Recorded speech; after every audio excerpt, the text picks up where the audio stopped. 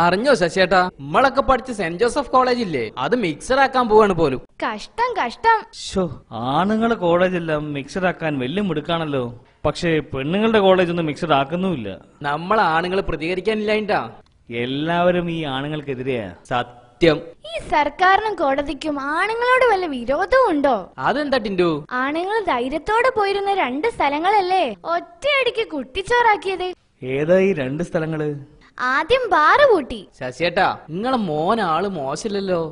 അവൻ ചെറിയ വായിൽ വലിയ വർത്താനം പറയെങ്കിലും പറഞ്ഞത് ശരിയല്ലേ? വളരെ ശരിയാ, ബാറുകൾ അങ്ങ് പൂട്ടി. പിന്നേതാ ആണുങ്ങള് സൗകര്യത്തോടെ പോകുന്ന 2ാമത്തെ സ്ഥലം? രണ്ടാമത് കോടതിയാ പണി തന്നത്. ശബരിമലയിൽ വേണേ സ്ത്രീകൾക്ക് കേറാമെന്ന് പോലും.